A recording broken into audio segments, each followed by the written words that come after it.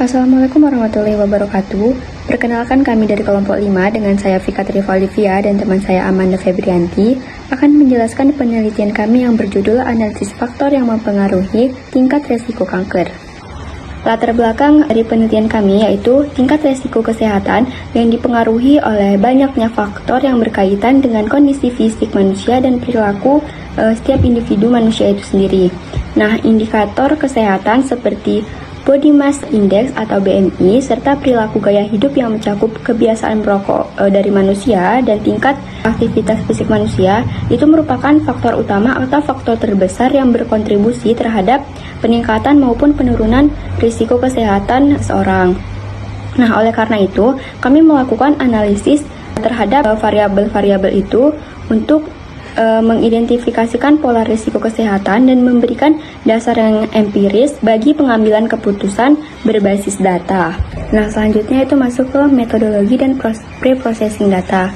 Yang pertama itu ada dataset dan variabel, di mana di sini dataset yang kami gunakan terdiri dari 2000 observasi dengan 7 variabel bebas dan 1 variabel target. Nah, 7 variabel bebas yang kami gunakan yaitu ada age, smoking, alcohol use, obesity, physical activity, air pollution, dan BMI. Sedangkan 1 variabel target yang dimaksud itu adalah risk level. Kemudian masuk ke tahap pre-processing. Di sini kami menggunakan software Python. Jadi hal pertama yang kami lakukan adalah import data ke Python-nya. Kemudian kami melakukan pemeriksaan nilai kosong, di mana pemeriksaan nilai kosong ini dilakukan untuk memastikan kualitas data dan memastikan bahwa tidak adanya data kosong pada dataset kami untuk melakukan analisis statistik dan pemodelan machine learning selanjutnya. Selanjutnya kami melakukan transformasi data pada variabel risk level dari kategori menjadi numerik, di mana transformasi data ini dilakukan karena sebagian besar analisis statistik dan pemodelan machine learning itu menggunakan angka. Jadi kami melakukan transformasi data. Nah, selanjutnya masuk ke hasil analisis statistika. Yang pertama itu ada hasil analisis deskriptif. Di sini kami menampilkan summary datanya. Berdasarkan summary data ini, seluruh variabel itu memiliki 2000 observasi yang menunjukkan data lengkap tanpa adanya nilai yang hilang. Nah, di sini terlihat bahwa rata-rata usia dari responden adalah 63,25 tahun dengan rentang usia dari 25 sampai 90 tahun. Sementara variabel seperti smoking, alcohol use, obesity, physical activity, dan air pollution itu memiliki rata-rata kisaran dari 4 sampai 6 dengan rentang itu dari 0 sampai 10. Selanjutnya untuk variabel BMI itu memiliki nilai rata-rata 26,18. Ini mengindikasikan bahwa responden itu cenderung kelebihan berat badan dengan sebaran data mulai dari 15 sampai 41,4. Nah, sementara itu variabel risk level itu memiliki nilai rata-rata 1,89 dengan median 2 dan rentang dari 1 sampai 3. Ini menunjukkan bahwa sebagian besar responden itu berada pada tingkat resiko sedang. Selanjutnya kita masuk ke pair plot atau visualisasi antar variabelnya. Secara univariat, di sini terlihat bahwa variabel age itu menunjukkan distribusi yang cenderung hampir normal. Sementara itu, variabel BMI itu terkonsentrasi pada kategori yang overweight sampai ke obesitas ringan. Serta variabel lainnya itu bersifat ordinal. Nah, hasil analisis bivariat ini memperlihatkan bahwa sebagian besar pasangan itu tidak memiliki hubungan linier yang kuat dan cenderung tersebar secara acak. Sementara itu, visualisasi berdasarkan risk level juga tidak menunjukkan pemisahan kelompok yang jelas, sehingga mengindikasikan bahwa tingkat resiko itu dipengaruhi oleh interaksi berbagai faktor dan memerlukan pendekatan analisis secara multivariat. Nah, selanjutnya itu analisis tingkat resiko kesehatan berdasarkan frekuensinya. Nah, di sini berdasarkan output yang ditampilkan itu terlihat bahwa sebesar 78,7% responden itu berada pada tingkat kesehatan yang medium. Kemudian sebanyak 16,2% responden itu berada pada tingkat resiko kesehatan yang low, baru 5,1% itu berada pada tingkat resiko yang high. Berdasarkan hasil perport yang kami lakukan itu, variabel seperti BMI, kemudian smoking, dan physical activity itu menunjukkan variasi antar kelompok REX-nya yang lebih terlihat dibandingkan dengan variabel lainnya. Sehingga untuk analisis invariansianya itu difokuskan pada 3 variabel tersebut. Nah, selanjutnya masuk ke hasil analisis statistika secara inferensia. Di sini kami memilih inferensianya itu adalah ANOVA satu arah. Kenapa? Karena variabel dependennya di sini berskala numerik, sedangkan variabel independennya itu berskala kategorik dengan lebih dari 2 kelompok. Sehingga kami memilih uji analisis inferensia ANOVA satu arah. Nah, ini pertama kami lakukan adalah uji ANOVA BMI dengan risk level. Nah, berdasarkan output yang ditampilkan, dengan taraf signifikan 5% atau tingkat kepercayaan 95%, ini terlihat bahwa tidak terdapat perbedaan rata-rata BMI yang signifikan berdasarkan tingkat risiko kesehatannya. Nah, selanjutnya itu ada uji ANOVA smoking dengan risk level. Nah, masih sama dengan taraf signifikan 5% dan tingkat kepercayaan 95%, dapat disimpulkan bahwa ada perbedaan rata-rata smoking berdasarkan tingkat risiko kesehatannya. Nah, yang terakhir itu adalah uji ANOVA physical activity dengan risk level.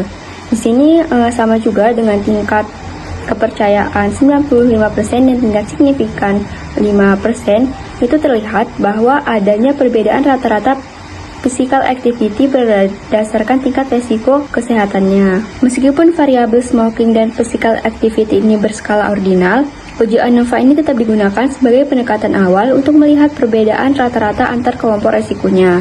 Selanjutnya akan dijelaskan oleh teman saya. Selanjutnya adalah hasil modeling machine learning. Nah, pada slide ini saya akan menjelaskan tahapan awal dalam proses modeling machine learning yang akan dilakukan. Pertama, dilakukan pemisahan variabel di mana risk level ditetapkan sebagai variabel target atau Y, sedangkan variabel lainnya digunakan sebagai variabel prediktor atau X. Selanjutnya, data dibagi menjadi 2 bagian, yaitu data latih sebesar 80% dan data uji sebesar 20%, menggunakan fungsi train, test, split.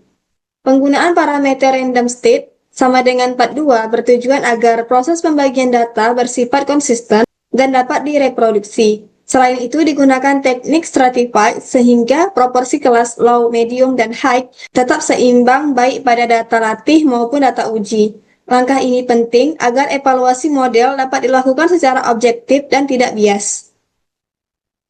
Nah, setelah proses pembagian data, tahap berikutnya adalah standarisasi data menggunakan metode standar scalar.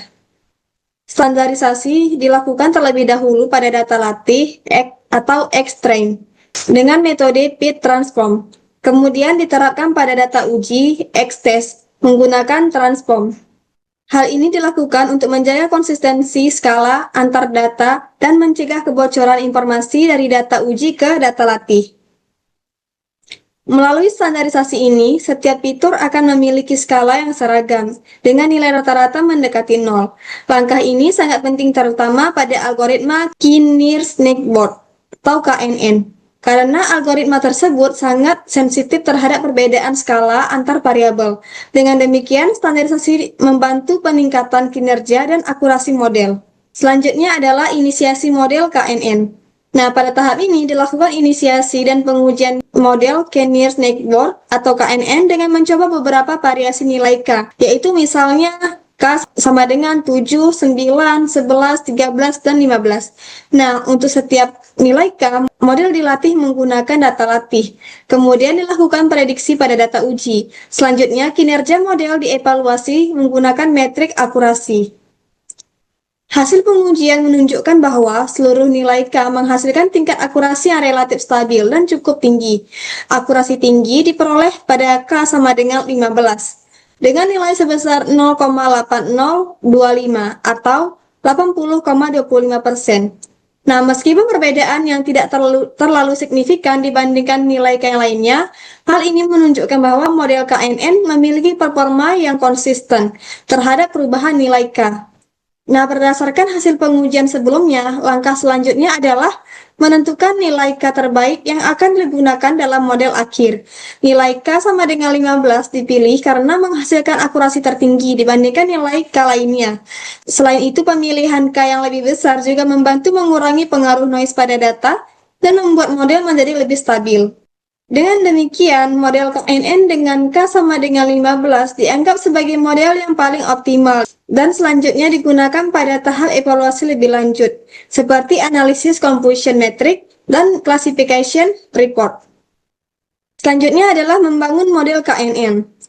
Nah, pada tahap ini dilakukan pembangunan model K-near-Snake Board atau KNN menggunakan nilai K sama dengan 15, yang sebelumnya telah dipilih sebagai nilai terbaik berdasarkan hasil pengujian akurasi. Model kemudian dilatih menggunakan data latih melalui fungsi fit, dengan tujuan agar model dapat mempelajari pola dan hubungan antar variabel dalam data. Prinsip kerja KNN sendiri adalah melakukan klasifikasi berdasarkan pendekatan jarak antara data uji dengan data latih terdekat.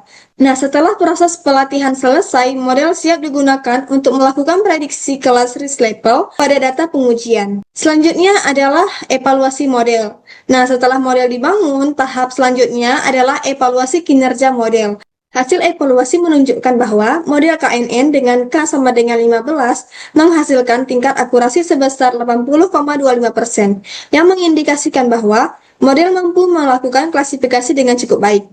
Berdasarkan confusion metric dan classification report, dapat dilihat bahwa model memiliki performa terbaik pada kelas medium, yang merupakan kelas dengan jumlah data terbesar. Sementara itu, performa model pada kelas low dan high relatif lebih rendah. Hal ini menunjukkan bahwa model KNN cenderung lebih akurat dalam memprediksi kelas mayoritas, namun masih memiliki keterbatasan dalam mengenali kelas minoritas.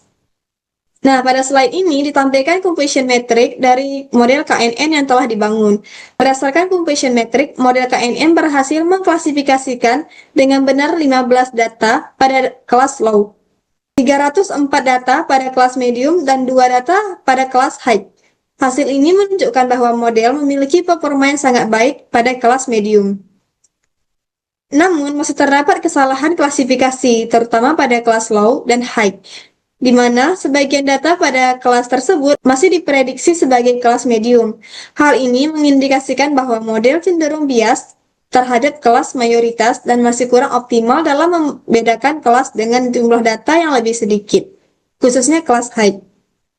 Nah, berdasarkan seluruh tahapan analisis yang telah dilakukan, dapat disimpulkan bahwa tingkat resiko kesehatan dipengaruhi oleh kombinasi faktor fisik dan perilaku individu, di mana mayoritas responden berada pada tingkat risiko sedang. Risiko kesehatan tidak ditentukan oleh satu variabel saja, melainkan oleh indikasi beberapa faktor, dan hasil analisis menunjukkan bahwa aktivitas fisik memiliki perbedaan yang signifikan antar tingkat risiko. Model klasifikasi K-near-Snake Board atau KNN menghasilkan tingkat akurasi sebesar 80,25%, yang menunjukkan bahwa model mampu mengklasifikasikan tingkat risiko kesehatan yang cukup baik. Namun demikian, model masih memiliki keterbatasan dalam membedakan kelas risiko rendah dan tinggi, sehingga diperlukan perbedaan multivariat atau pengembangan metode lanjutan agar hasil klasifikasi menjadi lebih komprehensif. Demikian pemaparan hasil analisis dan modeling machine learning yang telah kami lakukan. Semoga hasil ini dapat memberikan gambaran dalam pemahaman tingkat risiko kesehatan secara lebih sistematik. Terima kasih atas perhatiannya. Wassalamualaikum warahmatullahi wabarakatuh.